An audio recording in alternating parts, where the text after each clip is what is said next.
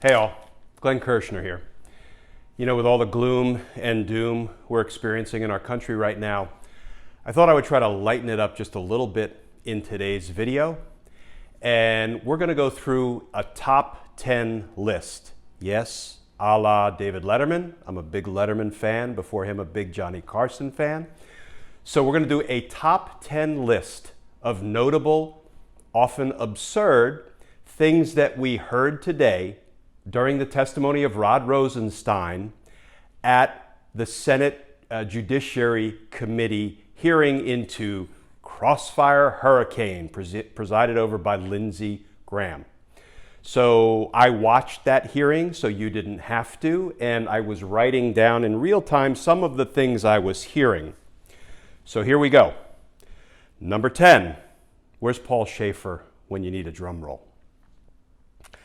Number 10, quote, Jeff Sessions is one of the most principled people I ever met in Washington.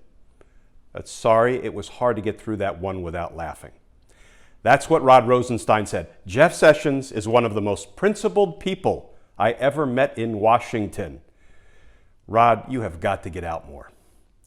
Number 9, well, sure, I signed the FISA applications, but I didn't know other people had put all that misleading stuff in there. Yeah. Apparently the buck doesn't stop with Rod Rosenstein. Number 8, question, do you think the president should publicly attack ongoing DOJ investigations? Answer, I'm not going to comment about how the president chooses to communicate. Come on, that was a softball question. Of course, the president shouldn't publicly attack ongoing DOJ investigations. Number 7, I do not believe I used the term, I will land the plane. Number 6, I do not believe I ever discussed recording the president. Number 5, I do not believe I ever discussed the 25th Amendment, having the president removed for being unfit. Number 4, question, did Donald Trump commit obstruction of justice as is set out in the second volume of the Mueller report? Answer, I don't believe Donald Trump committed obstruction of justice that warrants prosecution. Whoa. The phrase that gets tacked on to the end of that warrants prosecution, we know that we are all living with this horrific Department of Justice, Office of Legal Counsel memo that says we don't think you can indict a criminal president. So tacking on the phrase or the qualifier that warrants prosecution seems to be one of those lawyerly slick ways to mislead the earlier part of your answer.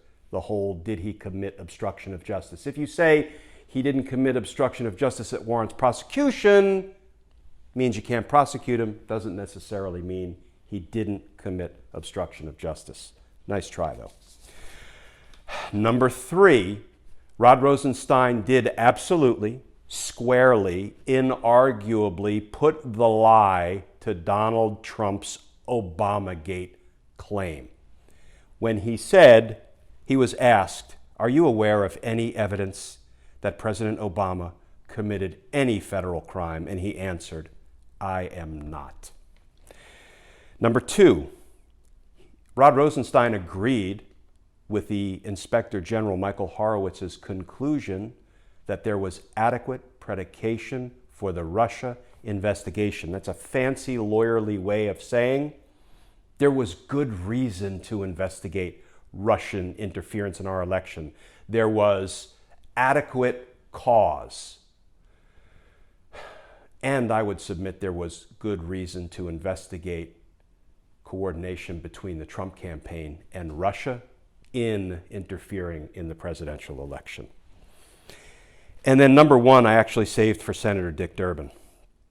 Because Senator Dick Durbin told us that Lindsay Graham, who is presiding, it's a Republican majority committee, Lindsay Graham plans on calling 51 witnesses on behalf of the Republican majority.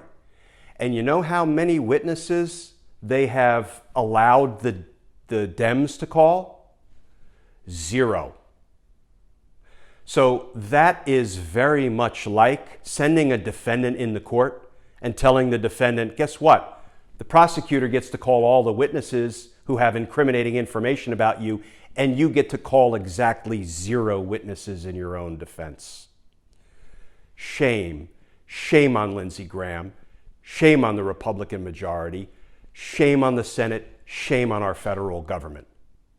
Because they're obviously trying to make this a rigged, unfair process. We all see it. All right, folks, we'll be back to the more serious topics tomorrow. As always, please stay safe. Please stay coronavirus free. And I look forward to talking with you all tomorrow.